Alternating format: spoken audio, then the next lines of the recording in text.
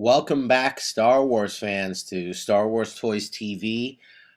This is Rogue Week, and I will be reviewing the Disney diecast Star Wars Rogue figures. These guys are absolutely awesome. They are 6 inches tall, diecast figures, really just incredible detail. They're all metal. Um, Really awesome figurines. I mean, I can't even describe the detail on these guys. Everything is so sharp. Um, and it is Rogue Week. Rogue One comes out the 16th. It's a standalone movie to the Star Wars saga. It's sort of like a side story, and these guys are the first 8 figures. This is Baze Malbus. His detail work is incredible. The gun is really, really detailed.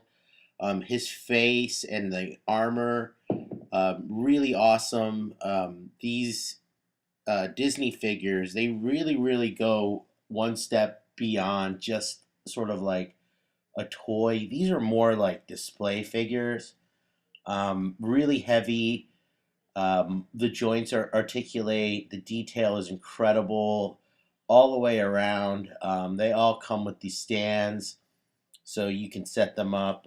Sometimes they're a little bit fiddly. It takes him a little while to get balanced on the stand, but overall, once you line these guys up, they're pretty amazing as showpieces. Sometimes the pieces come unhooked, and it does get a little fiddly. It's one of my, I guess, cons about these guys. They are really fiddly to sort of set up, but I love them. This is Chroot. He is the quote unquote blind Jedi. Really incredible figure. I'm really interested to see how his character sort of comes out in the movie. Just looking at the trailers, I'm really super psyched about this character. If you look at the detail, look at the cape in the back, it's incredible. I highly recommend these guys. His bow, really, really detailed. The paintwork is awesome. You can see in sort of like his robe, his undergarment robe, awesome detail. Jyn Erso. She is the star of the movie, if you would. The story sort of centers around her and her dad. Her dad, apparently designed the Death Star, and they've been sort of separated since childhood.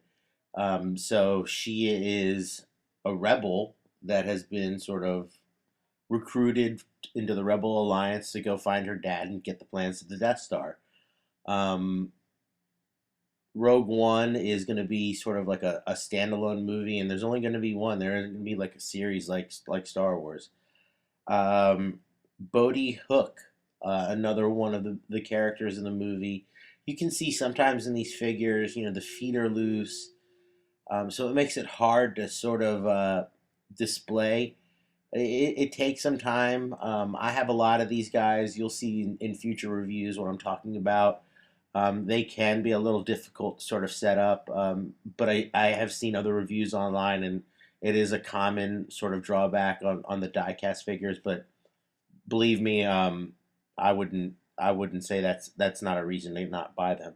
C2P5, a droid, really cool. You can see that his third foot retracts, so he can balance like R2D2 does.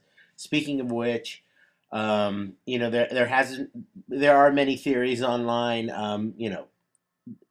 If you ask me, every single part, every single feature on this droid is identical to R2D2, other than the paint job. Again, I haven't seen the movie. It comes out in the 16th. But if you ask me, my theory is that this is R2D2 in camouflage. Um, you know, if of course everybody's seen A New Hope, and R2D2 is the one that has the plans of the Death Star. He's the ones that the rebels smuggled out. So I think this is R2D2 in camouflage. Captain Cassian Andor, another one of the main figures. He is the one that sort of recruits Jyn Erso into the Rebel Alliance, and they set up the mission to go get the plans to the Death Star. His detail is amazing. Also, you look at the belt, you can see the bullets. The paint job is incredible. The gun also, the blaster, really really nice. The nice thing about these figures is that the head does articulate, so you can pose them, and it does give them sort of like a different sort of facial feature. The Imperial Death Trooper, wow. These guys have sort of like a more slimmer, slender, menacing feel than the Stormtroopers. They are basically all gloss black. They have green lights coming out the front of the mask. These guys are just a little just more sinister looking. The weapons are incredible.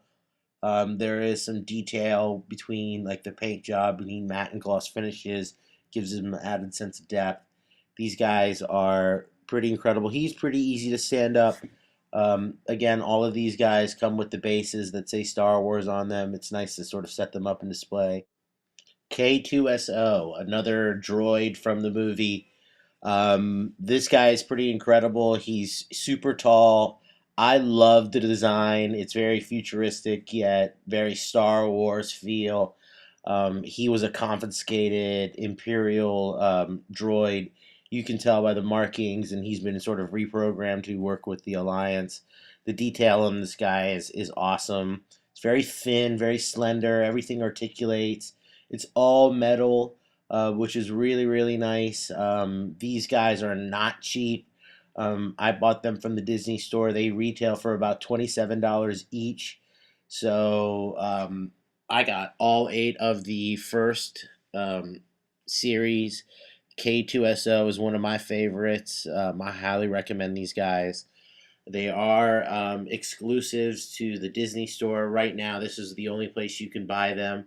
This is the first eight. Rogue One. Again, does the movie does come out December 16th. I can't wait.